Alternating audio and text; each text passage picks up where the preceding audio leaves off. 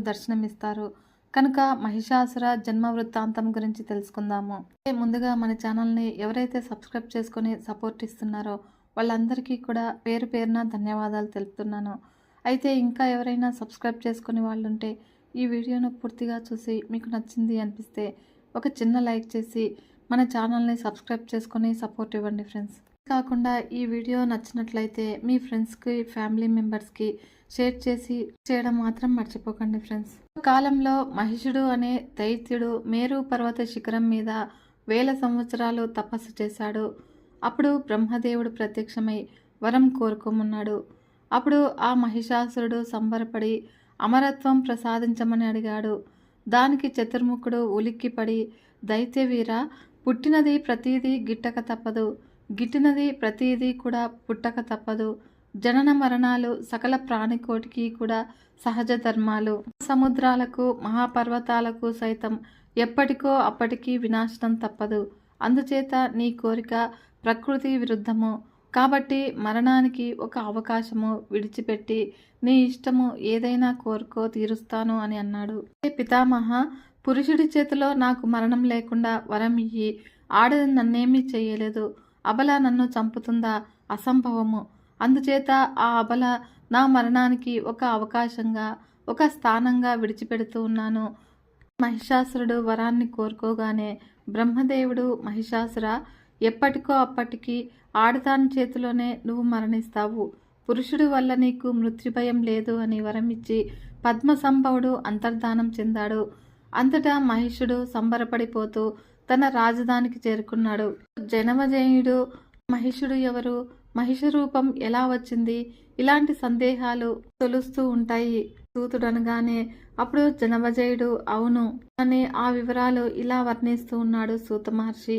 దానవ వంశానికి మూల పురుషుడు ధనువు. అతడికి 2 కుమారులు, రంభుడు, కరంభుడు అని వారి పేర్లు.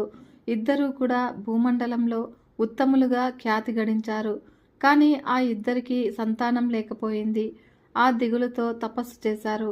అప్పుడు కరంభుడు పంచధనంతో మునిగి తపస్సు తీవ్రంగా చేశాడు. తర్వాత రంభుడు దగ్గరలో ఉన్న సాలవృక్షం అధిరోహించి అగ్నిని ఉపాసించాడు. అలా వీరి తపస్సులు ఇంద్రుణ్ణి భయపెట్టాయి. అప్పుడు ముసలి రూపంలో వచ్చి కరంభుడి పాదాలు పట్టుకుని నీళ్లలోకి లాగి సంహరించాడు ఇంద్రుడు. ఇది రంభుడికి తెలిసింది. అప్పుడు కోపంతో తలని ఖండించుకొని అగ్నికి ఆహుతి చెయ్యాలి అని సంకల్పించుకున్నాడు. అలా ఎడమ చేతితో జుట్టు పట్టుకుని కుడి చేతితో తలను నరుక్కోబోయాడు. అప్పుడు చటుక్కున అగ్నిదేవుడు వారించారు. రంభాసుర, ఎంత మూర్ఖత్వము! నీ తలను నువ్వే నరుక్కుంటావా? చచ్చి ఏమి సాధిస్తావు? ఆత్మహత్య మహాపాతకము. పిచ్చివాడా, విరమించు. ఏం కావాలో వరం కోరుకో అని అన్నాడు. అప్పుడు రంభుడు జుట్టును, ఖడ్గాన్ని విడిచిపెట్టి అగ్నిదేవుడికి చేతులు జోడించాడు. అగ్నిదేవ, నా తపస్సుకి నువ్వు సంతుష్టుడవైనట్టయితే త్రిలోక విజేతను పుత్రుడుగా అనుగ్రహించు. దేవదానవులకు అజేయుడు, కామరూపధారి, మహాబలశాలి, సర్వలోక వందితుడు అవ్వాలి. అలాంటి పుత్రుడు కలిగేటట్లుగా వరం ప్రసాదించు అని అభ్యర్థించాడు. అగ్నిదేవుడు అంగీకరించాడు. నీ మనస్సు ఏ కామినిపై లగ్నమవుతుందో ఆమె వల్ల నీకు నువ్వు కోరుకున్నటువంటి పుత్రుడు జన్మిస్తాడు అని చెప్పి అదృశ్యుడయ్యాడు. రంభాసురుడు అక్కడి నుంచి బయలుదేరి ఇంటికి వస్తూ దారిలో యక్షులు క్రీడిస్తూ ఉన్న ఒక రమణీయ ప్రదేశాన్ని చూశాడు. అక్కడ ఒక గేదె అంటే మహిషి కనిపించింది. ఎదకు వచ్చిన కామార్తి అయి విహరిస్తూ ఉంది. దాన్ని చూడగానే రంభుడి మనస్సు చలించింది. అప్పుడు సంగమించాడు. అది గర్భవతి అయింది. తీసుకుని తన పాతాళ నగరానికి వెళ్ళాడు. అయితే దున్నపోతులను కాపలాగా పెట్టాడు. ఒక రోజున ఒక దున్నపోతు కామార్తయి ఆ రాజమహిషి గేదె వెంటపడింది. అప్పుడు రంభుడు స్వయంగా వచ్చి ఆ దున్నపోతును ఎదిరించాడు. ఇద్దరికీ కూడా యుద్ధం జరిగింది. రంభుడు చేతులకు ఆ దున్నపోతు చలించిపోతూనే విసిరింది. అప్పుడు బలమైన కొమ్ములలో గుండెల్లో పొడిచింది. వాడు నేలకు ఒరిగిపోయి గిలగిలా తన్నుకుంటూ ప్రాణాలు వదిలాడు. తన భర్త రంభుడు మరణంతో ఆ చూడి గేదె దుఃఖాన్ని తట్టుకోలేక భయంతో పరుగులు తీసింది. యక్షులను శరణు వేడింది. కామమోహితమైన ఆ దున్నపోతు వెంటబడి వచ్చింది. యక్షులు గమనించారు. గేదెను కాపాడాలి అనుకున్నారు. అప్పుడు యుద్ధానికి దిగారు. ఇలా ఇద్దరికీ కూడా ఘోర యుద్ధం జరిగింది. కట్టకడపటికి దున్నపోతు మరణించింది. ఆ యక్షులు ఊపిరి పీల్చుకున్నారు. గేదెను ఓదార్చి ధైర్యం చెప్పారు. అయితే రంభుడి మృతదేహానికి అగ్నికార్యం కోసము చితిని పేర్చారు. కళేబరాన్ని తెచ్చి చితిపై పెట్టాడు. నిప్పుడు ముట్టించారు. అల్లంత దూరం నుంచి చూస్తూ ఉన్నటువంటి చూడిగేద దుఃఖావేశాన్ని తట్టుకోలేక పరుగున వచ్చి చితిలో ప్రవేశించింది. సహగమనం చేసింది. అందుకు యక్షులు ఆశ్చర్యపోయి నిశ్చేష్టులై అలా చూస్తూనే ఉన్నారు. అంతలోకి చితిమంటల నుంచి మహిషుడు ఆవిర్భవించాడు. ఇతడే మన మహిషాసురుడు. అయితే ఇతను రంభుడి కొడుకు. మహిష రాక్షస రూపాల కలయిక తండ్రి రాజ్యానికి వారసుడై పట్టాభిషిక్తుడయ్యాడు. రంభుడి కొడుకు తర్వాత రంభుడు కూడా పుత్రవాత్సల్యంతో మరొక దేహాన్ని పొంది రక్తబీజుడై మహిషుడికి అనుచరుడు ఆంతరంగికుడు అయ్యాడు. ఇది మహిషాసురుడి జన్మ వృత్తాంతము. వరద పీడితుడైనటువంటి మహిషాసురుడు జగత్తును అంతటినీ కూడా వశం చేసుకున్నాడు. జగత్ విజేత అనిపించుకున్నాడు. తన ఏలుబడిలోకి తెచ్చుకున్నాడు. ఇలా నిరాటంకంగా కూడా ఏకఛత్రాధిపత్యంగా పరిపాలన సాగించాడు. సేనాపతిగా, తామ్రుడు అధిపతిగా, అసిలోమ, బిడాల, భాష్కల, త్రినేత్ర, కాలబంధకాదులు దండనాయకులుగా మహిషుడు విజృంభించి భూపాలులందరినీ కూడా సామంతులుగా చేసుకుని కప్పాలు కట్టించుకుంటూ ఉన్నాడు. క్షాత్రధర్మంతో ఎదిరించిన వారిని నిర్దాక్షిణంగా మట్టు పెడుతూ ఉన్నాడు. మరియు బ్రాహ్మణులందరూ కూడా వశులైపోయారు. యజ్ఞయాగాలలో దేవతలతో పాటు సమానంగా భాగం సమర్పిస్తూ ఉన్నారు. క్షితిమండలం అంతా కూడా స్వాధీనం కావడంతో ఇప్పుడు ఇంకా మహిషాసురుడి దృష్టి స్వర్గలోకం మీద పడింది. దాన్ని కూడా జయించాలని నిర్ణయించుకున్నాడు. అప్పుడు ఇంద్రుడి దగ్గరికి దూతను పంపించాడు. ఆ స్వర్గాన్ని విడిచిపెట్టి ఎక్కడికైనా పో, లేదంటే మహిషాసురుడికి సేవలు చెయ్యి, అతడు నిన్ను రక్షిస్తాడు. ఇది కాదంటావా, వజ్రాయుధం ధరించి యుద్ధం చెయ్యి. పూర్వకాలంలో మా దైత్యులు నిన్ను ఎన్నోసార్లు జయించారు. ఓ అహల్యాజారుడా, నీ శక్తి సామర్థ్యాలు మాకందరికీ కూడా తెలుసు. నీ ఇష్టము, నీ మనసుకి ఏది మంచిది అనిపిస్తే అది చెయ్యి. కనుక స్వర్గం విడిచి పారిపోతావో, యుద్ధమే చేస్తావో, శరణు వేడుకుంటావో నీ ఇష్టమని ఆ దూత మహిషాసురుడి సందేశం వినిపించాడు. ఇంద్రుడికి పట్టణరానంత కోపం వచ్చింది. నిగ్రహించుకున్నాడు. ముఖానికి చిరునవ్వు పులుముకున్నాడు. దూత, మీ మహిషాసురుడి మదగర్వము ఎంతటిదో తెలుసుకున్నాను. రోగానికి చికిత్స చేస్తాను. వాడి వంశాన్ని సమూలంగా నిర్మూలిస్తాను. వెళ్ళి నిర్భయంగా నా మాట చెప్పు. దూతను చంపకూడదు అన్న ఉన్నది కనుక నిన్ను వదిలిపెడుతూ ఉన్నాను. మీ ప్రభువును దండెత్తి రమ్మను. గడ్డి తినే మూర్ఖుడికి మహిషం కదా ఇంతకన్నా కావరమా? వాడి కొమ్ములు విరగ్గొట్టి బలమైన ధనస్సు చేయించుకుంటాను. కొమ్ములు వచ్చాయనే కదా విర్రవీగుతున్నాడు. రమ్మను, విరిచేస్తాను, శృంగభంగం చేస్తాను. ఇంటిలో కూర్చుని ఎగరడం కాదు, దేవేంద్రుడితో యుద్ధము అనుకుంటున్నాడో రమ్మను అని ప్రతి సందేశం పంపించాడు. ఆ దూత మహిషాసురుడి సన్నిధికి వెళ్ళి సారాంశంగా 2 మాటలు చెప్పాడు. ప్రభు, దేవేంద్రుడు నిన్ను బొత్తిగా లెక్క చేయడం లేదు. తన బలము, తన సైన్యము చాలా గొప్పవి, పరిపూర్ణమైనవి అని అనుకుంటున్నాడు. ఆ మూర్ఖుడు అన్న మాటలన్నీ కూడా యథాతథంగా ఎలా చెప్పను ప్రభు? మృత్యుడు తన ప్రభువు ఎదుట ఎప్పుడూ కూడా ప్రియము, సత్యము పలకరాదని పలకాలని కదా పెద్దలంటారు. ఇది నీతి. కేవలము ప్రియం చెప్పడం కానీ, పరుషం చెప్పడం కానీ సేవకుడికి శుభప్రదం కాదన్నారు. శత్రురాజు విషం కక్కితే మృత్యుడైన దూత మాటలను తెచ్చి యథాతథంగా తన ప్రభువు ఎదుట వినిపించగలడా? అన్న మాటలు లాగే చెప్పడానికి నాకు నోరు రావడం లేదు, ధైర్యము చాలడం లేదు. దూత చెప్పిన మాటలకు మహిషాసురుడు మండిపడ్డాడు. దైత్యవీరులందరినీ కూడా పిలిపించాడు. పైకెత్తి, వీరులారా, ఇంద్రుడు మనతో యుద్ధం కోరుకుంటూ ఉన్నాడు. సన్నద్ధులు అవ్వండి. ఆ సురాధముని జయించాలి. ఈ సృష్టిలో నన్ను ఎదిరించి నిలబడగలిగినటువంటి వీరుడు ఎవడు? 1000 మంది ఇంద్రులైనా కూడా నాకు సాటి రారు. నిర్భయంగా ఒంటి చేత్తో సంహరిస్తాను. వీడు ఈ ఇంద్రుడు ముక్కు మూసుకుని శాంతచిత్తులై తపస్సు చేసుకునే మునీశ్వరుల ఎదుట మహాశూరుడు, కుటిలుడు, లంపటుడు, పరాపార్థుడు, అసలే వీడి బలము, తపస్సులను ధ్వంసము చేయించడమే వీడి ప్రతాపము. కలుడు అల్పాయుధుడు, నిత్య పాపి, ఘాతకుడు కనుక సంధి చేసుకుని నమ్మించి సముచిత దైత్యుడిని మట్టుబెట్టాడు. మోసం చేసి పొట్టున పెట్టుకున్నాడు. మరియు విష్ణుమూర్తి ఒకడు నిత్య కపటి, కుటిలుడు. ఎన్నెన్ని వేషాలు వేస్తాడో, ఎన్నెన్ని రూపాలు ధరిస్తాడో, చివరికి పంది రూపానికైనా కూడా వెనుకాడడు. హిరణ్యాక్షుణ్ణి అలాగే కదా సంహరించాడు. నరసింహావతార రూపం ధరించి హిరణ్యకశ్యపుణ్ణి చీల్చి వధించాడు. నేను ధనుపుత్రుణ్ణి. వీళ్ళు కుతంత్రాలకు లొంగను. దేవతలను చస్తే నమ్మను. చూస్తా ఆ ఇంద్రుడిని ఏమి చెయ్యగలడో, ఉపేంద్రుడేమి చెయ్యగలడో. రణరంగంలోనికి దిగితే కదా రుద్రుడైనా నన్ను ఏమి చెయ్యలేడు. దిక్పాలకులను శచీపతిని తరిమికొట్టి స్వర్గ సామ్రాజ్యము కైవసం చేసుకుంటాను. అటుపైని మనమే యజ్ఞ ఆవిర్భావం కోసము సోమపానం మనదే, స్వర్గలోకము కూడా మనదే. స్వేచ్ఛగా విహరిద్దాము. నాకున్నటువంటి వరము మీకందరికీ తెలుసు కదా. దేవదానవులు నన్నేమీ చెయ్యలేరు. ఏ పురుషుడు కూడా నన్ను సంహరించలేడు. ఇక ఆడది నన్ను ఏమి చేయగలుగుతుంది? కనుక దైత్యవీరులారా నిర్భయంగా ఉండండి. కయ్యానికి కాలు దువ్వండి. పాతాళం నుంచి, పర్వతాగ్రాల నుంచి దానవీరులను అందరినీ కూడా ఆహ్వానించండి. యుద్ధానికి తరలి వెళదాము. నిజానికి నేను ఒక్కడినే సకల దేవతలను కూడా జయించగలను. కానీ దానవులారా, శోభ కోసమని మిమ్మల్ని అందరినీ కూడా పిలిచి తీసుకువెళుతూ ఉన్నాను. నాకేమీ భయం లేదు.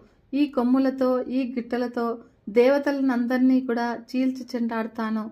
వరం ఉంది కదా, మనకు తిరుగులేదు, మరణము లేదు, అపజయము లేదు. కనుక అందరూ కూడా సన్నద్ధులు అవ్వండి. బయలుదేరండి. దేవలోకం జయిద్దాము. నందనంలో విహరిద్దాము. మందార కుసుమాలు అలంకరించుకొని అసలతో క్రీడిద్దాము. కామధేను పాలు తాగుదాము. మధుపానము చేద్దాము. గంధర్వ గీతాలు ఆలకిస్తూ నృత్యం చేద్దాము. రకరకాల మద్యాలు, ఆసవనాలు మనకు అందిస్తూ రంభ, ఊర్వశి, మేనక, కృతాచి, తిలోత్తమ మొదలైనటువంటి అప్సరసలు నృత్యం చేస్తూ మనకు ఆనందం కలిగిస్తారు, రంజింపజేస్తారు. ఈ వేళనే స్వర్గానికి పోదాము. సిద్ధమవ్వండి. యుద్ధ ప్రయాణానికి మంగళాచరణ చెయ్యండి. మన గురువు శుక్రాచార్యుని కూడా పిలవండి. అర్చించండి. జయప్రదమైన యజ్ఞం చేసి ఆశీర్వదించమనండి. దైత్య నాయకులకు ఆ మహిషాసురుడు ఇలా ఆజ్ఞాపించి ఉత్సాహంతో ఉబ్బి తబ్బిబ్బైపోతూ త్వరగా తన మందిరాన్ని చేరుకున్నాడు. దేవేంద్రుడు కూడా అష్టదిక్పాలకులను ఆహ్వానించి సమాలోచనలు జరిపాడు. రంభుడి కొడుకు మహిషాసురుడు వరదర్పితుడై స్వర్గలోకం మీదకి దండెత్తి రాబోతూ ఉన్నాడు. ఇందాకనే అతడి దూత వచ్చాడు. దేవలోకాన్ని పెట్టిపోతావా లేదా యుద్ధానికి నిలబడతావా అంటూ సందేశం తెచ్చాడు. వాడికి మనం లొంగిపోయి సేవకులం అవ్వాలిట. అలా అయితే దయతల్చి మనల్ని బతకనిస్తాడట. వృద్ధులైన వారి మీద కోపగించడట. లేదంటే యుద్ధానికి సిద్ధం కమ్మన్నాడు. కనుక దేవనాయకులారా, ఏం చేద్దామో చెప్పండి. దుర్బలుడైనటువంటి శత్రువును ఉపేక్షించకూడదు. అటువంటిది బలవంతుడు, వరదర్పితుడు అయినటువంటి ఈ శత్రువును అస్సలు ఉపేక్షించకూడదు. బుద్ధిబలము, బాహుబలము ఉపయోగించి వీడి పీడ వదిలించుకోవాలి. ఇటువంటి దుష్టుల పట్ల సంధి మంత్రాలు పనికిరావు. మాటకు కట్టుబడి ఉంటే మంచివారితో కానీ ఇటువంటి నీచులతో సంధి కుదుర్చుకోవడము క్షేమము కాదు, గౌరవము కాదు. అంటే యుద్ధానికి దండెత్తితే సాహసవంతుడానికి సిద్ధపడితే సాహసం అవుతుందేమోనని శంకిస్తూ ఉన్నాను. వాడు వరదర్పితుడు. దేవదానవ మానవుల వల్ల మరణం లేదుట. అదీగాక యుద్ధం అనేసరికి గెలుపు ఓటములు దైవాధీనాలు. అందుచేత బాగా ఆలోచించి మనం ఒక నిర్ణయం తీసుకోవాలి. ముందుగా చారులను పంపించి పరిస్థితి తెలుసుకోవడం మంచిది అని అనిపిస్తుంది. ఇంగితజ్ఞులను, నిస్సంగులను, నిస్పృహలను, సత్యవాదులు అయినటువంటి చారులను పంపి వాడి సేనా సన్నద్ధతను గ్రహించడం అవసరము. వాడి బలాలను క్షుణ్ణంగా తెలుసుకున్నాక యుద్ధభేరి మోగించడము జయప్రదంగా ఉంటుంది అని నా అభిప్రాయము. ఈలోగా మన స్వర్గలోకంలో దుర్మార్గులను పటిష్టపరచుకోవాలి. సన్నాహాలు కూడా చేయాలి. కనుక జాగరూకులమై ఉండాలి. ఎప్పుడైనా ఏ పనినైనా కూడా బాగా ఆలోచించి చెయ్యాలి. అది బుద్ధిమంతుల లక్షణము. హడావిడిగా నిర్ణయాలు తీసుకుని కార్యాచరణకు దిగితే అది అనర్థదాయకమే అవుతుంది. దానవుల పట్ల భేదోపాయము పనిచేయదు. దేవతలతో శత్రుత్వం అనే విషయంలో వారంతా కూడా ఎప్పుడూ ఏకాభిప్రాయులే. అందుచేత దూతలను పంపించి బలాబలాలు తెలుసుకుందాము. ఆ తర్వాత ఒక నిర్ణయం తీసుకుందాము. సాహసము అన్ని వేళలా కూడా పనికిరాదు. ఒక్కొక్కసారి విపరీత ఫలాలను ఇస్తుంది. తెలియని మందు మింగితే ఏమవుతుంది? ఇంద్రాదులు ఇలా సమాలోచన జరిపి మహిషాసురుడి రాజధానికి చారులను పంపించారు. అప్పుడు వారు వెళ్ళి వచ్చి వాస్తవ సమాచారం తెలియజేశాడు. అందుకు ఇంద్రుడు వెంటనే బృహస్పతితో చర్చించాడు. మతి బృహస్పతి, నువ్వు దేవగురుడవు, రాజనీతి తెలిసిన వాడవు, సర్వజ్ఞుడవు. ఈ మహిషాసురుడు మదమత్తుడై స్వర్గం మీదకి దండెత్తబోతూ ఉన్నాడు. దానిని ఎదుర్కోవాలి, ప్రతిక్రియ చెయ్యాలి. ఏమి చెయ్యాలి, ఎలా చెయ్యాలి అనేది ఆలోచించి నువ్వే సలహా చెప్పాలి. ఈ విపత్కర పరిస్థితుల్లో నువ్వు తప్ప నాకు మరొక దిక్కు లేదు. అటువైపు శుక్రాచార్యుడున్నాడని నీకు తెలుసు కదా. అనగానే ఇంద్రుడి మాటలు విన్నాడు బృహస్పతి. దీర్ఘంగా ఆలోచించాడు. మెల్లగా సాలోచనగా పలికాడు. ఇంద్ర, కంగారు పడకు, ధైర్యంగా ఉండు. కష్టాలు వచ్చినప్పుడే ధైర్యంగా ఉండాలి. జయాపజయాలు ఎప్పటికైనా కూడా దైవాధీనాలే. జరగవలసింది ఎలాగూ జరుగుతుంది. దాన్ని ఎవరూ తప్పించలేరు. అయినా కూడా మన ప్రయత్నం మనం ఎప్పుడూ చేయాల్సిందే. పురుషకారము ఉండాలి. ఈశ్వరులైనా కూడా ముక్తి కోసం ప్రయత్నం చెయ్యవలసిందే. రాసిపెట్టి ఉంటే అదే వస్తుంది అని ఊరుకుంటే ఎవరికి ఏదీ రాదు. ముక్తి అసలే రాదు. అది పూర్తిగా దైవాధీనమైనా కూడా ధ్యానము, తపస్సు వంటి ప్రయత్నాలు ఉండాల్సిందే కదా. కనుక సుఖమో దుఃఖమో పురుష ప్రయత్నం ఉండాలి. అది లేకుండా ఏదీ కూడా సిద్ధించదు. కాబట్టి ప్రయత్నం చేసినా సిద్ధించకపోతే అది వేరే సంగతి. దైవం అనుకూలించలేదు మనకు అని ఉపశమనం పొందాలే తప్ప నిందలకు దిగకూడదు. యుద్ధాలలో ప్రధానంగా జయోపలబ్ధి అనేది మంత్రాంగం మీదనో సైన్యం సమృద్ధి మీదనో ఆధారపడి ఉండదు. అది పూర్తిగా దైవాధీనము. బలవంతుడు ఓడిపోవచ్చు, బలహీనుడు గెలవచ్చును. అలాగే ధీమంతుడు నష్టపోవచ్చును, బుద్ధిమంతుడు భోగాలను పొందవచ్చును. పిరికివాడి జయం లభించదు. పిరికివాడికి జయం లభించవచ్చును. మహాశూరుడు పారిపోవచ్చు. అంతా కూడా ఆ దైవాధీనమే. విచారించి ప్రయోజనం లేదు. మన ప్రయత్నము మనం చెయ్యడమే. కనుక దుఃఖమే మిగులుతుందో సుఖమే కలుగుతుందో, దుఃఖాల్లో ఉన్నప్పుడు దుఃఖాదికులను చూసి, సుఖాల్లో ఉన్నప్పుడు సుఖాదికులను చూసి మనల్ని మనం ఓదార్చుకోవాలి, నిగ్రహించుకోవాలి కూడా. అంతేకాని ఈ సుఖదుఖాలు అనే శత్రువులకు మనంగా బందీలం కాకూడదు. రెండు రకాల పరిస్థితుల్లోనూ కూడా ధైర్యము సడలనివ్వకపోవడమే బుద్ధిమంతుల కర్తవ్యము. అధైర్యం వల్ల కలిగే దుఃఖము అన్నింటికీ కూడా మించినది. ధైర్యమే సాహస శక్తిని ఇస్తుంది. కాబట్టి రెండింటినీ కూడా సమానంగా చూడగలిగితే సుఖాలకు పొంగిపోవడం కానీ దుఃఖాలకు కృంగిపోవడం కానీ జరగదు. నేను నిర్గుణను, నేను అవ్యయుడను అనే స్థితికి చేరుకుంటాడు. ఇంద్ర, ప్రాణానికి క్షుత్పిపాసలు, మనస్సుకి శోకమూర్ఖనలు, శరీరానికి జరామృత్యువులు వెరసి వీటిని షడూర్ములు అంటారు. అతీతుడుగా ఉండడమే శివత్వము. ఇవన్నీ కూడా శరీరానివి, నావి కావు. ఈ శరీరాన్ని నేను ఒకటి కాదు, నేను పూర్తిగా విభిన్నుడను అని అనుకోగలిగితే వాడు సదా సర్వదా సుఖి, నిత్య సంతోషి. నేను ప్రకృతి కాదు, వికృతి కాదు, నాకు దుఃఖమేమిటి? ఇలా ఆలోచించు. సురాధ్యక్ష, మానసికంగా నిర్మలత్వము అలవర్చుకో. దుఃఖ వినాశనానికి ఇది మొదటి ఉపాయము. మమత అనేది పరమ దుఃఖము, నిర్మమత అనేది పరమ సుఖము. సంతోషాన్ని మించిన సుఖం లేదు. బాగా ఆలోచించి నీ ప్రయత్నం నువ్వు చెయ్యి. యథావిధిగా జరగవలసింది జరుగుతుంది అని బృహస్పతి వేదాంత ధోరణిలో సలహా చెప్పి నిర్ణయం అతడికే వదిలిపెట్టాడు. ఇంద్రుడు అన్నాడు, గురుతమ, యుద్ధ ప్రయత్నమే చేస్తాను, మహిషుణ్ణి సంహరిస్తాను. ప్రయత్నం లేకుండా రాజ్యం కానీ యశస్సు కానీ సుఖాలు కానీ దక్కవు కదా. కనుక ఏ ప్రయత్నము చెయ్యని వాడిని ఎవ్వరూ కూడా అభినందించరు. అందుచేత యుద్ధోద్యోగమే చేస్తాను. జ్ఞానమే అలంకారము, ద్విజులకు సంతోషమే అలంకారము, ఐశ్వర్యకాంక్షలకు శత్రు సంహార ప్రయత్నమే అలంకారము. ఉద్యమం చేసి లోగడ సముచిత బలాది రాక్షసులను సంహరించాను. అలాగే ఈ మహిషాసురుడిని కూడా తుదముట్టిస్తాను. కనుక గురువర్య, నువ్వే నా బుద్ధిబలము, వజ్రాయుధమే బాహుబలము, హరిహరులు సహాయకులు, నా ప్రయత్నం నేను చేస్తాను.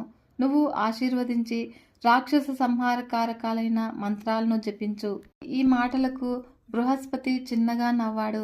శచీపతి, యుద్ధానికి దిగమని నిన్ను నేను ప్రేరేపించడం లేదు, అలాగని నివారించడము లేదు. యుద్ధాలలో జయాపజయాలు ఎప్పుడూ కూడా సందేహాస్పదాలే కదా. జరగవలసింది జరుగుతుంది. ఇంతే నేను చెప్పగలిగింది.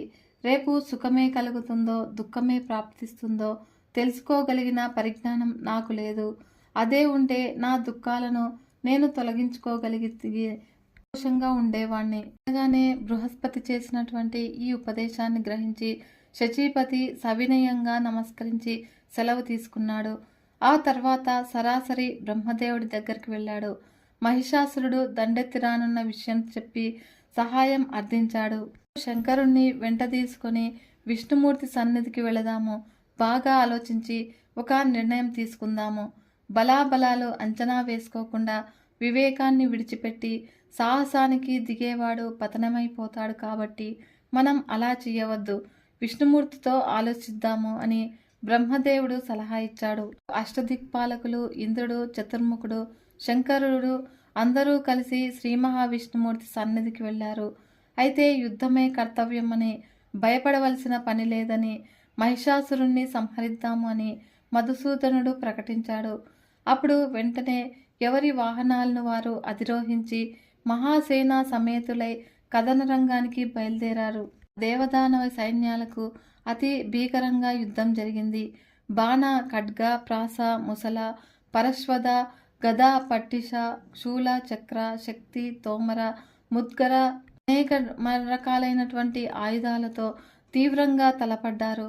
రకరకాల అస్త్రాలతో పరస్పరము కూడా సంహరించుకున్నారు. మహిషాసురుడి సేనాని చిక్షురుడు గజాసురుడై ఇంద్రుణ్ణి ఎదిరించి ఒకేసారి 5 బాణాలతో గాయపరిచాడు. అప్పుడు ఇంద్రుడు తేరుకుని అర్ధచంద్రాకార బాణంతో వాడి గుండెను గాడిపరిచాడు. వాడు మూర్ఛపోయాడు. అదను గమనించి ఇంద్రుడు ఆ ఏనుగును సంహరించాడు. చూసినటువంటి మహిషాసురుడు క్రోధుడై బిడాలుడు అనే దండనాయకుణ్ణి ఇంద్రుడిపైకి ఉసిగొల్పాడు. అప్పుడు వాడు మరొక మదగజాన్ని అధిరోహించి వస్తూ ఉండగానే శచీపతి 10 బాణాలు వేశాడు. అంతటా వాడు వాటిని వీర్యం చేసి 25 బాణాలను ప్రయోగించాడు. ఇలా బాణాలతో యుద్ధము చాలాసేపు జరిగింది. అప్పుడు ఇంద్రుడు గురి చూసి గదను విసిరాడు. అప్పుడు వాడి ఏనుగు తొండము విసిరి వేశాడు. ఆ ఏనుగు గీంకరిస్తూ వెనుదిరిగి పరుగుదీసింది. అలా రాక్షస సైనికులు చాలామంది దాని పాదాల కింద పడి నలిగిపోయారు. బిడాలుడు ఆ ఏనుగును వదిలేసి రథం అధిరోహించి మళ్ళీ ఇంద్రునితో తలపడ్డాడు. మళ్ళీ ధనుర్యుద్ధం సాగింది. అలా ఇంద్రుడికి జయంతుడు తోడై ధనుర్విద్య కౌశలము ప్రదర్శించాడు. ఇలా ఒకేసారి తుఫాముల్లాంటి 5 బాణాలు ప్రయోగించి బిడాలుడిని సంహరించాడు. దేవసైన్యము జయ జయధ్వానాలు చేసింది. జయంతుణ్ణి కూడా దేవతలంతా కూడా ప్రశంసించారు.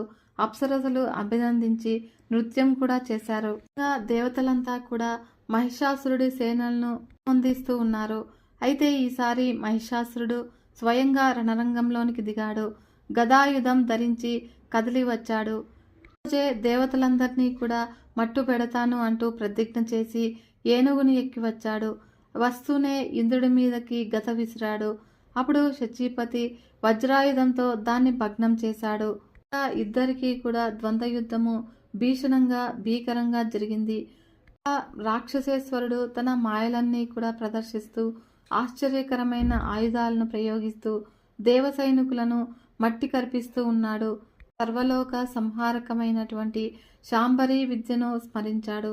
మునులను కూడా మోహపరిచే విద్య. కోటాను కోట్ల మహిషాసురులు అదే రూపం, అదే శక్తి, అదే ఆయుధము, అదే పరాక్రమము ఆవిర్భవించారు. దేవవాహిని అంతటినీ కూడా చీల్చి చెండాడుతూ ఉన్నారు. వజ్రపాణికి మతిపోయింది. భయంతో వణికిపోతూ ఉన్నాడు. యమవరానాథులు కూడా ఏమి జరుగుతుందో తెలుసుకోలేకపోతున్నారు. కాలు చెయ్యి ఆడక నిశ్చేష్టులై నిలబడిపోయారు. ఇక దేవసేనల సంగతి చెప్పనే అక్కర్లేదు.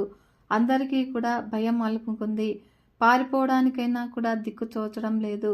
త్రిమూర్తులను కూడా తలుచుకున్నారు. తలుచుకున్న క్షణంలోనే త్రిమూర్తులు ప్రత్యక్షమయ్యారు. విష్ణుమూర్తి ఇది శాంబరి విద్య అని గ్రహించాడు. అప్పుడు సుదర్శన చక్రాన్ని ప్రయోగించాడు. అది ఆ మాయాశక్తిని పటాపంచలు చేసింది. ఎవరా ఈ పని చేసిన వీరుడు అన్నట్లుగా మహిషాసురుడు తేరిపారా చూశాడు. అంతటా త్రిమూర్తులు తమ తమ వాహనాలపై కనిపించారు. పరిగా ఆయుధాన్ని చేపట్టి లంఘించాడు. అసిలోమ, త్రినేత్రక, భాష్కల, అంధక ప్రభృతి దండనాయకులు మహిషాసురుడికి బాసటగా నిలిచారు. అందరూ కూడా ధనుర్ధారులై రథారూఢులై త్రిమూర్తుల వైపు దూసుకువస్తూ ఉన్నాడు. శరవృష్టి కురిపిస్తూ ఉన్నారు. బ్రహ్మ, విష్ణు, మహేశ్వరులు కనిపించడంతోనే దేవసైన్యకు కాస్త ధైర్యం వచ్చింది. జూలు దులిపి సింహంలాగా విక్రమించారు.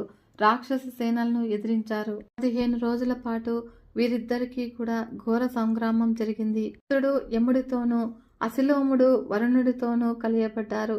ఇలా హోరాహోరీగా పోరాటం సాగుతూ ఉంది. ఎవరు ఎవరికీ తీసిపోవడం లేదు. మహిషాసురుడు విసిరినటువంటి గద గరుత్మంతుడికి బలంగా తగిలింది. అప్పుడు బాధ తట్టుకోలేక గట్టిగా మూలిగి నిట్టూర్చాడు. అప్పుడు విష్ణువు తన కుడి చేయితో నిమిరి ఓదార్చాడు. గరుడు క్షణంలోనే తేరుకున్నాడు.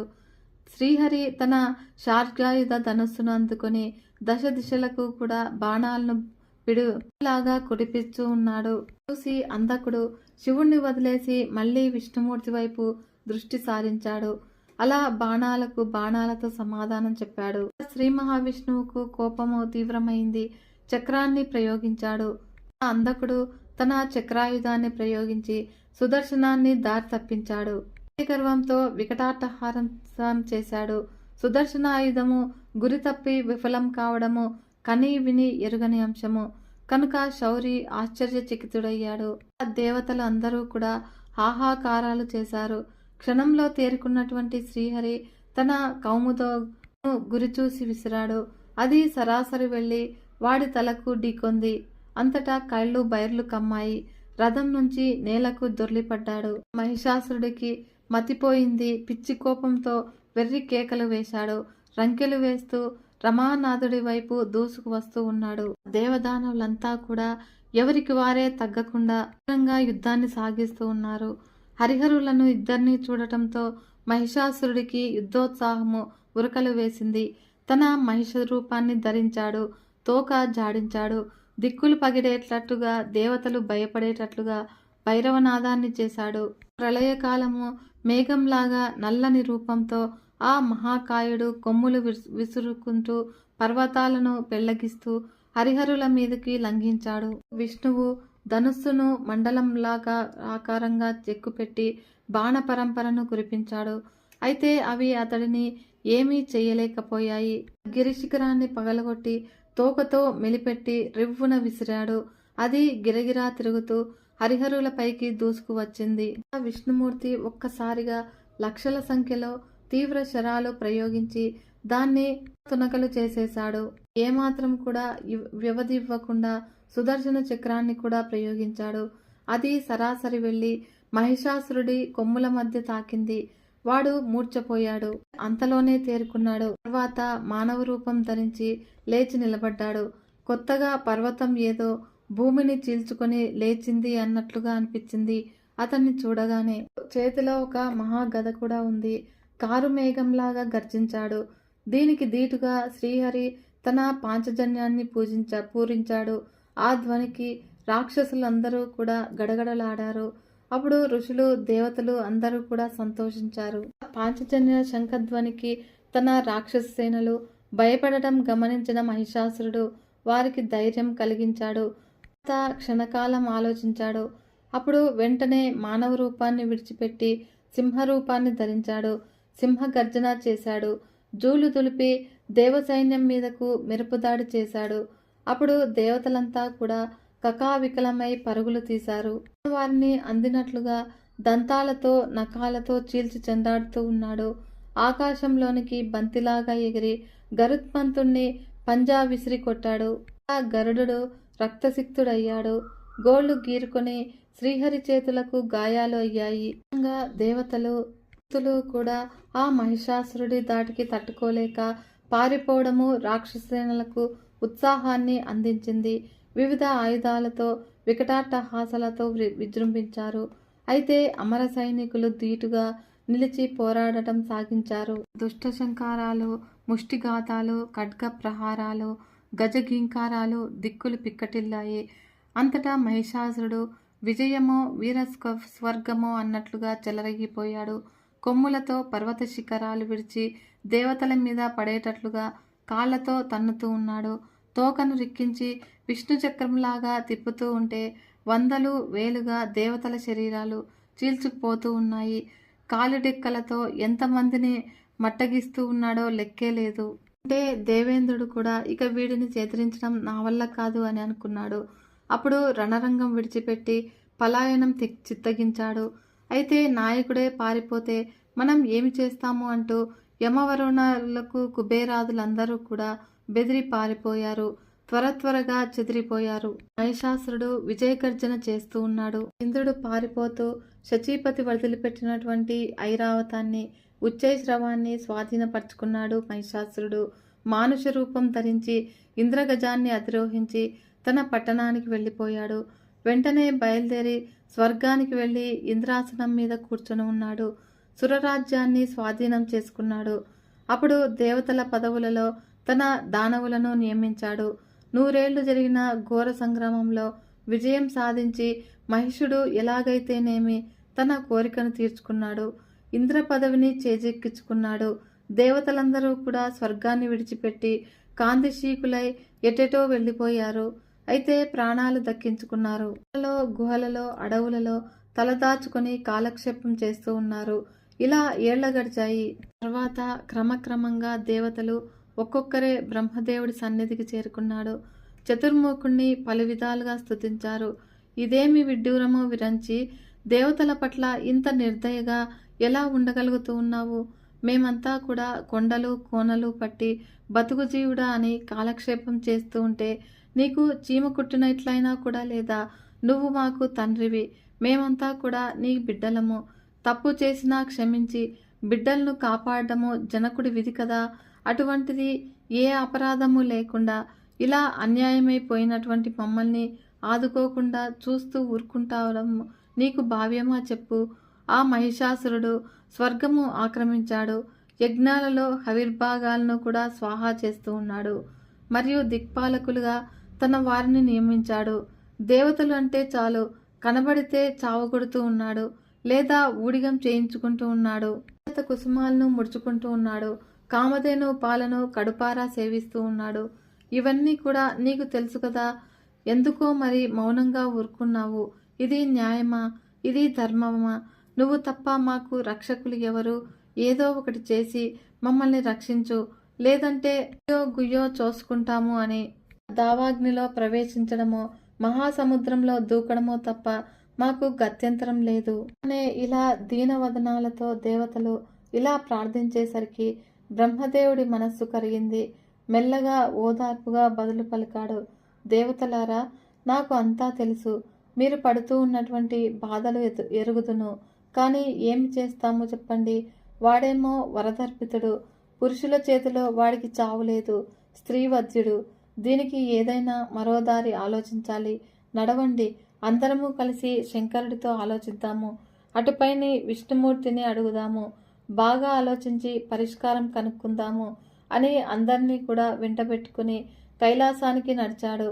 అప్పుడు శంకరుడు దివ్య దృష్టితో ఇది తెలుసుకుని ఎదురు వచ్చి ఆహ్వానించారు. పరస్పర కుశలాలు అయ్యాక మహిషాసురుడి దురాగతాలను అడిగి తెలుసుకున్నాడు శంకరుడు.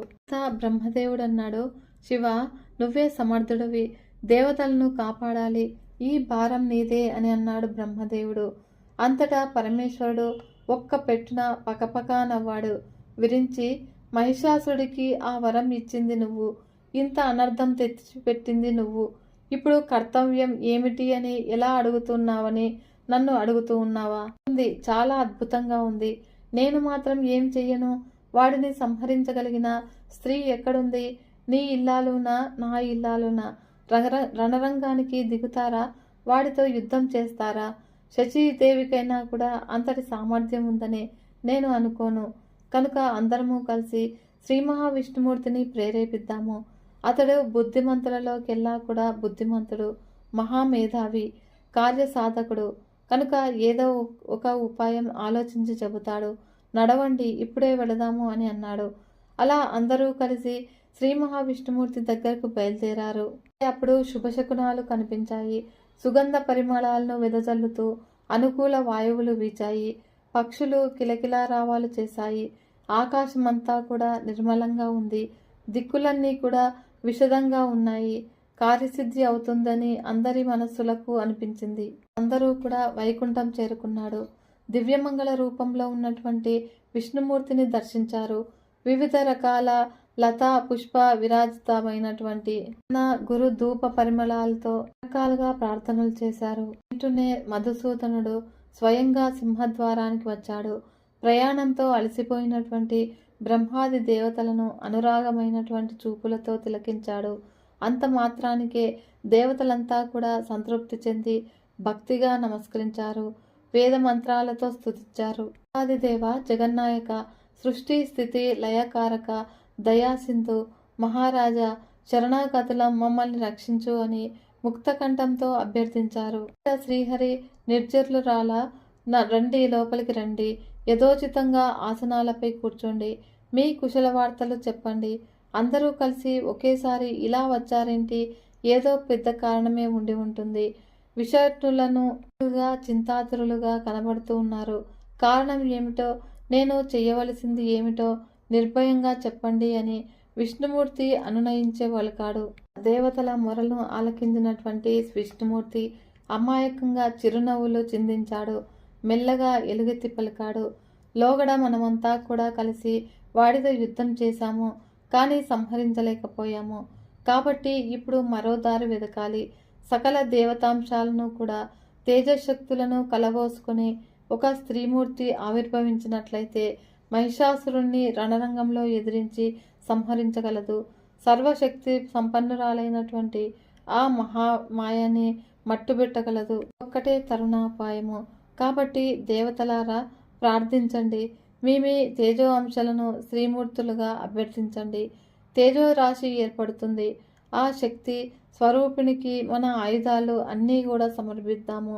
త్రిశూలాది సకలాయుధాలు కూడా ధరించి సర్వ తేజస్సమన్విత అయినటువంటి ఆ శ్రీమూర్తి సర్వితుడైనటువంటి పాప మహిషాసురుణ్ణి అవలీలగా సంహరిస్తుంది.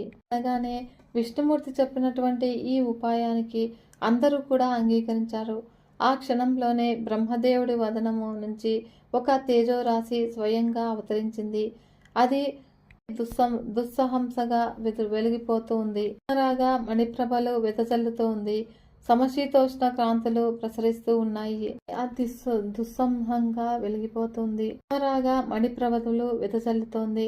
సమశీతోష్ణ కాంతులు ప్రసరిస్తూ ఉన్నాయి. హరిహరులే ఆశ్చర్యపోయారు. అంతలోకి శివుడు శరీరం నుంచి మరో తేజో రూపము ఆవిర్భవించింది. వెండిలాగా దగదగలాడుతూ ఉంది. కళ్ళు మిరుమిట్లు గొలుపుతూ ఉన్నాయి. అయితే చూడటానికి భీకరంగా ఉంది, లాగా ఉంది. అలా రూపుదాల్చినటువంటి తమోగుణం అన్నట్టుంది. వేడిగా ఉంది. ఆ వెంటనే శ్రీ మహావిష్ణుమూర్తి నుంచి నీలం రంగులో మూర్తిభవించినటువంటి సత్వగుణంలా చల్లగా తేజస్సును వెలువడింది. ఇంద్రుడి శరీరం నుంచి విచిత్ర వర్ణంలో సర్వగుణాత్మకమైనటువంటి తేజోరాశి ఉద్భవించింది. అలాగే యమాగ్ని, కుబేర వరుణల శరీరాల నుంచి తేజస్సులు వెలువడ్డాయి. సకల దేవతల తేజస్సులు కూడా విలీనమై ఒక మహా తేజోరాశి మూర్తి కట్టయింది. అలా ఒక హిమాలయంలో కొండలాగా దర్శనమిచ్చింది. అప్పుడు అంతా కూడా ఆశ్చర్యచకితులై చూస్తూ ఉండగానే ఆ తేజోరాశి ఒక స్త్రీమూర్తిగా పరిణమించింది. సౌందర్య రాశి, త్రిగుణాత్మిక, సర్వదేవ శరీర సముద్గరణ, దశ భుజ త్రివర్ణ, విశ్వమోహిని, తెల్లని ముఖము, నల్లని కన్నులు, ఎర్రని పెదవులు, చిగురాకుల వంటి అరచేతులు, శరీరమంతటా కూడా దివ్యాభరణాలు, 18 బాహువులు క్షణంలో 1000 బాహువులు అయ్యాయి. ఇప్పుడు సహస్ర బాహుభుజ సంహారానికి ఆవిర్భవించిన తేజస్విని జనమజేయుడు మహర్షిని దేవీ రూపం ఎలా ఆవిర్భవించో మరింత విస్తృతంగా వినాలి అని ఉంది. అందరి తేజస్సు ఏకీభూతమైంది అన్నావు కనుక ఎలా కలిగింది? ఎవరి తేజస్సు ఏ అవయవమైంది? ముఖనాసికాది శరీర భాగాలు ఎలా ఎలా ఏర్పడ్డాయి? ఆయుధాలు, ఆభరణాలు ఎవరెవరు ఏమేమి ఇచ్చారు? నీ ముఖతః ఈ వివరాలన్నీ కూడా వినాలి కుతూహలంగా ఉంది అని. ఇది అమృతరసము, తాగితే మాత్రము తృప్తి ఉంటుంది.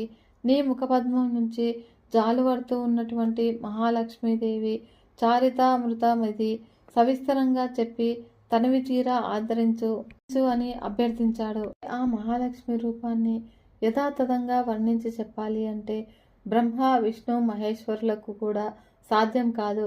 మరి నేనా చెప్పగలవాణ్ణి? ఉద్భవించింది అని మాత్రము చెప్పగలను. ఆ చెప్పడం కూడా నిజానికి వాస్తవం కాదు. ఎందుచేతనంటే ఆ జగన్మాత నిత్యురాలు ఎప్పుడూ కూడా ఉంటుంది.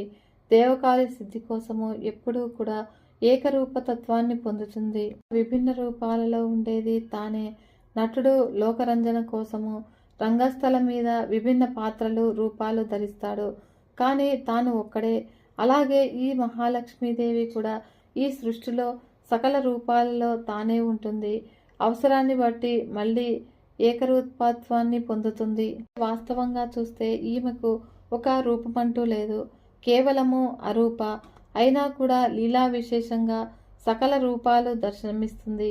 నిర్గుణ అయినటువంటి దేవతల అవయవాల నుంచి అమ్మవారు ఉద్భవించింది.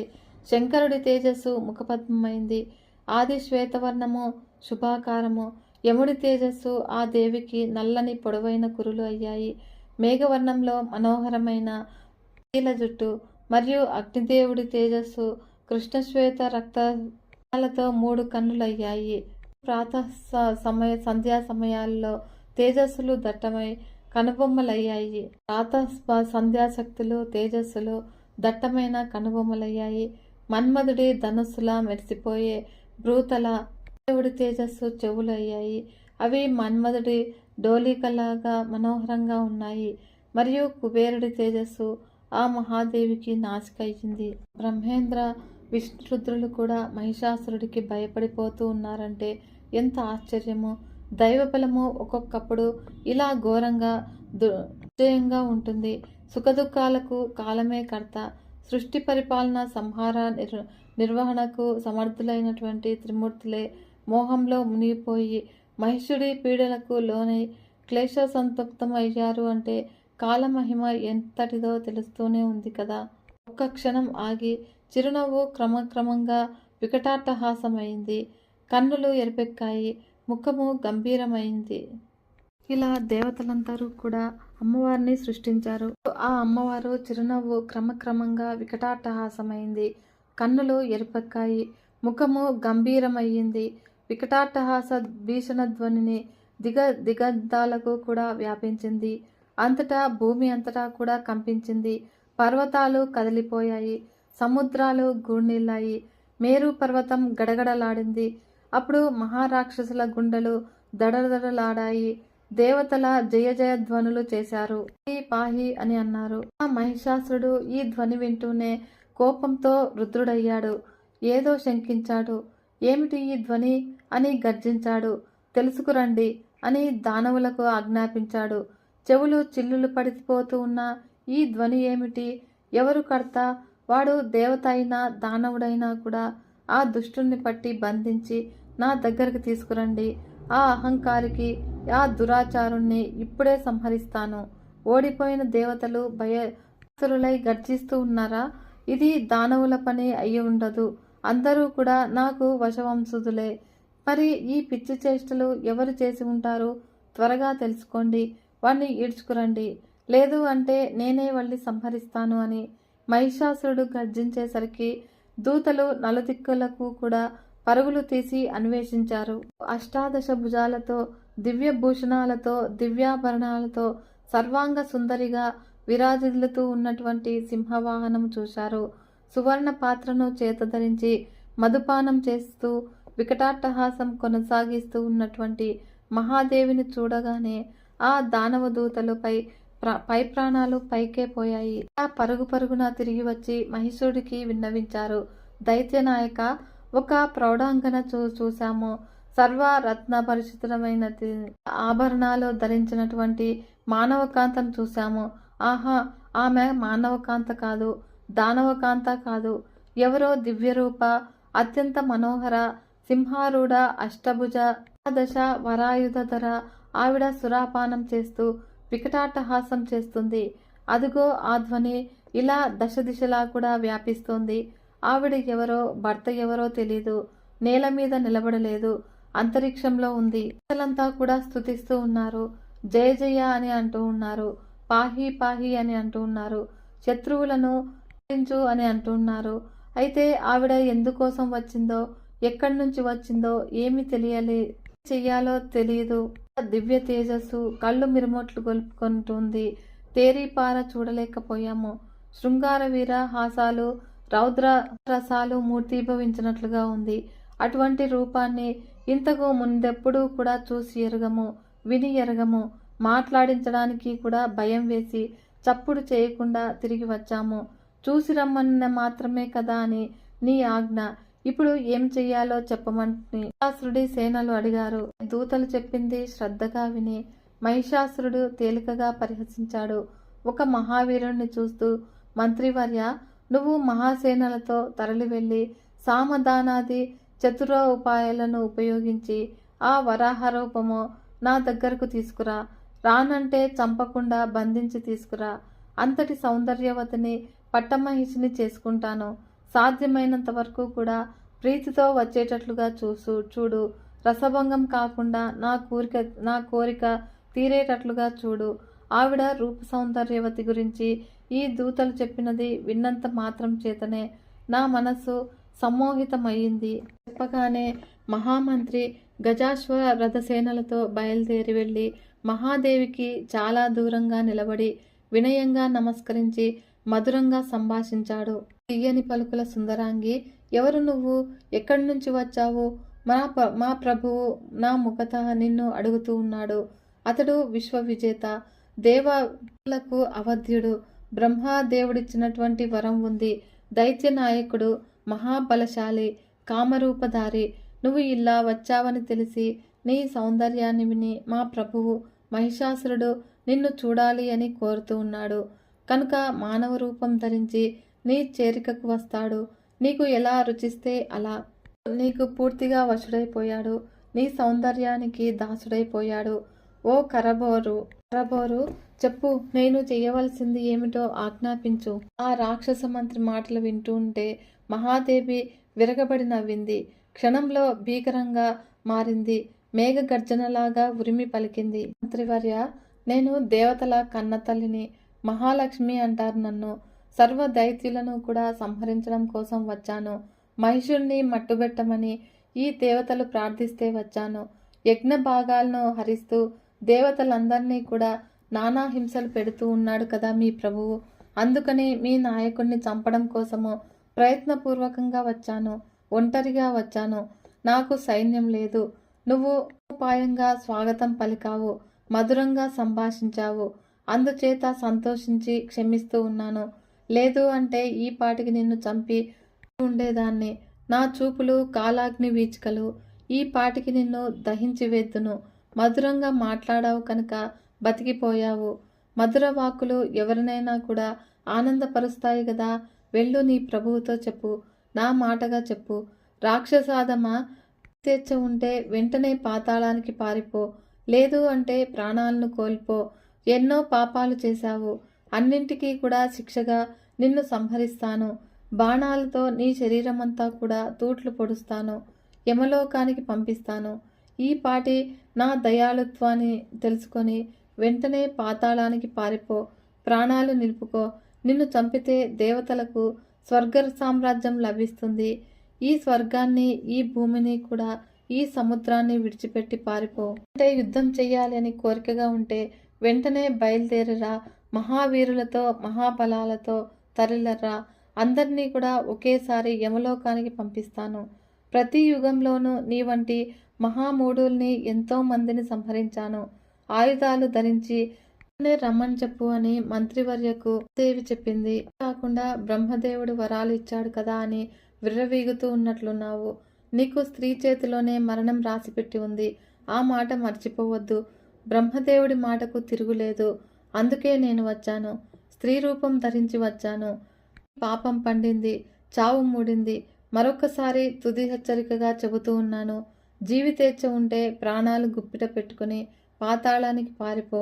మహాదేవి ఇచ్చిన ఇటువంటి ఈ సందేశాన్ని శ్రద్ధగా విన్న ఆ మంత్రివర్యుడు భయాన్ని దాచుకుంటూ మరింత వినయంగా సంభాషించాడు. దేవి, ఆడవారికి తగినట్లుగా మాట్లాడావు, కానీ ఒక్క విషయం ఆలోచించు. మా ప్రభువును ఉన్నావు కనుక నువ్వు ఎక్కడ, మా ప్రభువు ఎక్కడ? ఇద్దరికీ యుద్ధం ఎలా? నువ్వు ఒంటరివి, పైగా చిన్నదానివి, నూతన యవనంలో ఉన్నావు, సుకుమారివి. మరి అతడో మహిషుడు, మహాకాయుడు, కఠినుడు, అనంత సైన్య సమేతుడు, భీకర శస్త్రశాస్త్రాల సమన్వితుడు. నిన్ను చాలా తేలికగా సంహరిస్తాడు. సహజము ఒక మాలతీ పుష్పాన్ని నలిపివేసినట్లుగా చిదిమేస్తాడు. ఈ విధంగా అనగానే ఈ మాటలకు మహాదేవి మరొక్కసారి నవ్వింది. సౌమ్యంగానే బదులు పలికింది. వినవయ్యా వెర్రివాడా, నువ్వు మహిషుడికి ఆప్తుడివి, ముఖ్యుడివి అనుకుంటా. అలాగే కనిపిస్తూ ఉన్నావు. నీ పశుబుద్ధి ప్రతి మాటలోనూ తొణికిసలాడుతూ ఉంది. నీలాంటి వాడు మంత్రిగా ఉన్నాడు అంటే ఇక అసలు వాడు ఎంత బుద్ధిమంతుడో తెలుస్తూనే ఉంది. దొందే అన్నట్లుగా సరిపోతుంది. విధి ఎంత చక్కగా కూర్చుంది మిమ్మల్ని ఇద్దరిని. నేను ఆడదాన్నే, పురుషుణ్ణి కాను. స్త్రీ వేషం కూడా ధరించాను. నీ ప్రభువు ఆడదాని చేతిలో మరణం కావాలి అని బ్రహ్మదేవుణ్ణి యాచించాడు కదా. ఎంతటి మూర్ఖుడో! అటువంటిది చావు ఉచితమే అనుకున్నాడు. అయినా కూడా అర్థించాడు కనుక అదే జరుగుతుంది. అందుకే నేను వచ్చాను. నాకు ఏ సైన్యము అవసరం లేదు, ఏ ఆయుధము కూడా అవసరం లేదు. దైవం ప్రతికూలించిన వాణ్ణి చంపడానికి ఒక గడ్డిపరక కూడా చాలదు. గడ్డిపరకనే వజ్రాయుధం అవుతుంది. దైవం అనుకూలించిన వాడికి వజ్రాయుధమైనా కూడా గడ్డిపరకంత అవుతుంది. మరణం రాసిపెట్టి ఉన్నాక ఎంత సైన్యం ఉండి ఏమి లాభము? జీవుడికి దేహంతో సంబంధము కాలయోగాన్ని బట్టి ఏర్పడుతూ ఉంటుంది, విడిపోతూ ఉంటుంది. సుఖదుఖాల్లో లాగానే మృతి కూడా ముందే రాసిపెట్టి ఉంటుంది. అది ఎవడికి ఎలా ఉందో అలాగే జరుగుతుంది. మార్చడము ఎవరి వల్ల కాదు. అందుకే బ్రహ్మాదులకే తప్పనివి ఈ ఉత్పత్తి వినాశకాలు. ఇక నీకు నీ ప్రభువుకును మృత్యువును తప్పించుకోలేని వారు ముచ్చటపడి ఇచ్చిన వరదానాలతో నీ ప్రభువు లాంటి వారు మాకు మరణం లేదు అని విర్రవీగితే దాన్ని ఏమనాలి? ఇంతకన్నా మూర్ఖత్వం వేరే ఉంటుందా? ఓ మంత్రి, త్వరగా వెళ్ళు. మీ ప్రభువునకు చెప్పు. అతడు ఏది ఆజ్ఞాపిస్తే అది నువ్వు చెయ్యగలగాలి కదా. యుద్ధంలో విష్ణుమూర్తితో సహా దేవతలందరినీ కూడా జయించాం కదా అని అనుకుంటున్నాడేమో. అలా గర్వపడవద్దని చెప్పు. అది నీ ప్రభువు శక్తి కాదు, బ్రహ్మ ఇచ్చిన వరం శక్తి. తెలుసుకోమను. వెళ్ళు అని ఖచ్చితంగా చెప్పింది. కూడా విన్నాడు. మంత్రి ఆలోచనలో పడ్డాడు. ఇప్పుడు ఏం చెయ్యాలి? ఈవిడతో యుద్ధం చెయ్యనా, తిరిగి వెళ్ళనా? ప్రభువు కామాతురుడై సంబంధము చక్కబెట్టి రమ్మని పంపించాడు. నీరసం చేసి ఎలా వెళ్ళను? అందుచేత యుద్ధానికి దిగడము సమంజసం కాదు. ఎలా వచ్చానో అలాగే వెళ్ళి జరిగినట్లుగా ప్రభువుకి విన్నవిస్తాను. తర్వాత ఏం చెయ్యాలో ఆ బుద్ధిమంతుడే నిర్ణయించుకుంటాడు. మహారాజా, సింహవాహనంపై కూర్చొని ఉన్న ఆ సుందరాంగిని చూశాను. 18 బాహువులతో వరాయుధాలతో విరాజిల్లుతూ ఉంది. దేవి, మా మహారాజును వరించి పట్టమహిషివై ముల్లోకాలు ఏలుకో. మా ప్రభువు నీకు దాసుడై నీ ఆజ్ఞలు నెరవేరుస్తూ నీకు ప్రియం కలిగిస్తాడు అని వినయంగా మనవి చేశాను ప్రభు. నా మాటలకు ఆ భామిని చిరునవ్వులు చిందించింది. కళ్ళు పెద్దవి చేసి చూసింది. ఆ మహాదేవి నిన్ను పెళ్లాడటం కాదు, ప్రాణాలు తీస్తాను అని అంది. కాలానికి పారిపోమ్మను, లేదా నా చేతిలో మరణం తప్పదు అని పో అని గద్దించింది ప్రభు. బాగా ఆలోచించి నేను ఇలా తిరిగి వచ్చాను. అసలు ఆ క్షణంలోనే ఆ సుందరాంగి సంహరిద్దాము అని అనుకున్నాను. రసభంగం అవుతుందేమో, నీ ఆజ్ఞ తీసుకోలేదు కదా అని ఆలోచించి చేతులు కట్టేసుకున్నాను. ఇది జరిగింది ప్రభు. ఇటుపైని ఏమి చెయ్యాలో వారి దివ్య చిత్తము. మంత్రివర్యుడు విన్నవించుకున్నాడు. మంత్రి చెప్పేసరికి మహిషాసురుడు తన అనుచరులైనటువంటి వాళ్ళందరినీ కూడా యుద్ధానికి పంపించాడు. యుద్ధంలో తన అనుచరులైనటువంటి వాళ్ళందరినీ కూడా మహాదేవి సంహరించింది. చివరిగా మహిషాసురుడు మాత్రమే మిగిలాడు. మహిషాసురుడి లంతా మరణించడంతో రణరంగం అంతా కూడా బీభత్సంగా మారిపోయింది. పరమ దుర్గంధంగా ఉంది. మృతకళేబరాలు, వాటిని పీక్కు తింటున్నటువంటి నక్కలు, తోడేళ్లు, కుక్కలు, కాకులు, గద్దలు, డేగలు మాంసఖండాలను తన్నుకుపోతూ ఉన్నాయి. అక్కడ భరింపరాని దుర్గంధం ఏర్పడింది. బిడాలుని అసిలోముని సంహరించింది అమ్మవారు. మహిషుడు యుద్ధానికి బయలుదేరిపోతూ క్షణకాలం ఆలోచించాడు. ఈ కొమ్ములు, ఈ ముఖంతో ఇలా వెళితే ఆ బాలామణి చూడగానే అవుతుంది. స్త్రీలను ముందుగా ఆకర్షించేది రూపము, అటుపైని చాతుర్యము. అందుచేత సుందరమతో వెళతాను. చూడగానే ప్రేమిస్తుంది. నాకు ఆ రూపమే సుఖంగా ఉంటుంది. ఇంకా ఏ రూపమైనా ఏదో ఇరుకుగా ఇబ్బందిగానే ఉంటుంది అని ఆలోచించి సర్వాలంకార శోభితుడై సర్వాయుధాధారి అయి దివ్యాంబరాలను ధరించి మరో మన్మధుడిలాగా అనిపించేలాగా రూపం మార్చుకుని బయలుదేరాడు. ఆ మహాదేవి అల్లంత దూరంలో అతడిని చూసింది. మానవ రూపంలో వచ్చిన దానవనాథుడిగా గుర్తించింది. దిక్కులు పిక్కటిల్లేలాగా శంఖం పూరించింది. ఆ ధ్వనికి దేవదానవ మానవాదులు అందరూ కూడా విస్మయం చెందారు గాని మహిషాసురుడు మాత్రం బెదరలేదు. నిబ్బరంగా రథం నడుపుకుంటూ దేవి సమీపానికి వచ్చాడు. నవ్వులు ఒలకబోస్తూ సంభాషణకు దిగాడు. ఈ సంసార చక్రంలో ఆడది గాని మగాడు గాని ఎప్పుడూ కూడా సుఖమే కోరుకుంటారు. సుఖం అనేది కలయికలోనే కలుగుతుంది. ఒంటరిగా ఉంటే ఎవరికి ఏ సుఖము లేదు. కలయిక బహువిధాలు. వాటి గురించి నాకు తెలిసింది చెబుతాను, ఆలకించు. మనస్తత్వాలు కలిగి విభిన్న వ్యాపృతులు కలిగి ఏదో ఎక్కడ ప్రసంగవశాత్తు కలిసి విడిపోయేవారు పొందే ఆనందం కనిష్టము. చాతుర్య రూపము, వేషము, వయస్సు, కులశీలాలు, గుణాలు ఇత్యాదుల వల్ల స్త్రీ పురుషులకు పరస్పరము ఆనందం కలుగుతుంది. అందుచేత ఓ చారులోచన, మహావీరుడనైన నన్ను వరించావు అంటే అత్యుత్తమమైన సౌఖ్యాలను పొందుతావు, ఆనందిస్తావు. సుందరి, నువ్వు నా పట్టమహిషివి, నేను నీ దాసుణ్ణి. ఈ క్షణం నుంచే నీ ఆజ్ఞలను శిరసా వహిస్తాను అనగానే దేవి, ఓ దైత్య, పరమ పురుషుణ్ణి తప్ప నేనెవరిని వాంఛించను. అతడి ఇచ్చను నేనే సకల జగత్తును కూడా సృష్టిస్తూ ఉంటాను. ఆ విశ్వాత్మకుడు నన్ను సంరక్షిస్తూ ఉంటాడు. అతడు పురుషుడు, నేను ప్రకృతిని. అతడి సాన్నిధ్యం వల్లనే నాలో చైతన్యము శాశ్వతంగా నిలుస్తుంది. ఈ శరీర సుఖాల పట్ల నాకు ఏనాడు కూడా కోరిక లేదు, ఉండదు కూడా. ఏమీ ఎరుగని మహామూర్ఖుడివి నువ్వు. నువ్వొక మామూలు మహిళగా చూస్తూ ఉన్నావు. అక్కడ అసలు మహిళ అంటేనే పురుషుడికి శృంఖల, ఇనుప సంఖ్యలనైనా కూడా విడిపించుకోవచ్చునే గాని మహిళా బద్ధుడికి మాత్రం మోక్షం లేదు. సంభాషిస్తూ ఉన్నా కూడా మహిషాసురుడు వినకపోవడంతో మహాదేవి అనేక విధాలైనటువంటి విషయాలను విసిరింది. అందుకు దానికి ప్రతిగా కూడా అసురుడు కూడా అమ్మవారి పైన కాలం ఇలా యుద్ధం కొనసాగింది.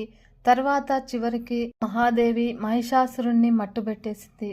ఇలా హతాశులై మిగిలినటువంటి రాక్షసులు హాహాకారాలు చేస్తూ ఎటువారు అటు పారిపోతూ ఉన్నారు. చండిక, చండసింహము అన్ని వైపులా కూడా ప్రత్యక్షమై అందరినీ కూడా భక్షించింది, ఆకలి తీర్చుకుంది. దేవతలంతా కూడా జయ జయధ్వానాలు చేశారు, ఆనంద తాండవం చేశారు. మునులు, మానవులు మహేశ్వరుని కీర్తించారు. రణరంగం విడిచి వచ్చి మహాదేవి ఒక పరిశుభ్ర స్థలంలో నిలబడింది. తన వాహనం మీద మునుపటిలాగా కూర్చుంది. అలసట లేదు, అలక లేదు. ప్రసన్న వదనంతో, ప్రశాంత చిత్తంతో చిరునవ్వులు చిందుస్తూ కూర్చుంది. సింహం కూడా ఏమీ జరగనట్లుగా, ఏమీ ఎరగనట్లుగా నిలబడి ఉంది. బ్రహ్మాది దేవతలందరూ కూడా మహాదేవిని సమీపించి భక్తి ప్రపత్తులతో ఆ మహాదేవిని మహిషాసుర మర్దిని స్తుతించారు. జగదీశ్వరి స్వర్గ స్థితి లయాలను త్రిమూర్తులు నిర్వహించగలుగుతున్నారు అంటే అది కేవలము నీ శక్తి మాత్రమే. కీర్తి, మతి, స్మృతి, గతి, కరుణ, శ్రద్ధ, ధృతి, వసుధ, కమల, పుష్టి, కళ, విజయ, గిరిజ, జయ అన్నీ కూడా నీ శక్తులు. ఇవి లేకుండా ఈ జగత్తులో ఏ పని కూడా జరగదు. భూగోళాన్ని ధరించే శక్తిని ఆదిశేషుడికి అష్టదిగ్గజాలకు కూడా అందిస్తూ ఉన్నది కూడా నువ్వే. జగన్మాత, నిన్ను కాక ఇంకా ఏ దేవతలను ఎవరు స్తుతించినా కూడా ఉపాసించినా వాళ్ళు వట్టి వెర్రివాళ్ళు. అఖిల దేవతలకు నువ్వే ఆదిపరాశక్తివి, మూల శక్తివి. దేవతలను సంతృప్తి చెందించడానికి యజ్ఞాలు చేసేవారు కూడా విమూఢులే. చేసే దేవి యజ్ఞమే చెయ్యాలి. సకల మంత్రాధిష్టాన దేవతవు నువ్వు. అమ్మా, నీ హృదయము దయా సముద్రము.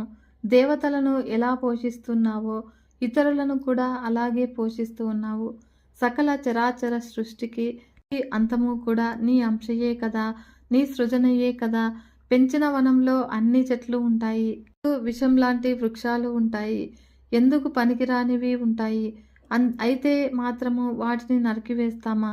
అలాగే నువ్వు కూడా దైత్యులను సైతము కూడా కాపాడుతూ ఉన్నావు. రణరంగంలో రాక్షసులను కొందరినైనా కూడా నువ్వు సంహరిస్తున్నావు అంటే వారికి స్వర్గ నివాసము ప్రసాదించి అప్సరసలపై వారికి ఉన్నటువంటి కోరికను అలా తీర్చుకునే అవకాశం కల్పించడం కోసమే అని భావిస్తూ ఉన్నాము. అదీగాక నువ్వు తలుచుకుంటే చాలు ధనుజులు సర్వనాశనమైపోతారు. వారిని సంహరించడం కోసమని నువ్వు ఇలా రూపం ధరించడము, రావడము ఇదంతా కూడా కేవలము క్రీడా వినోదమే.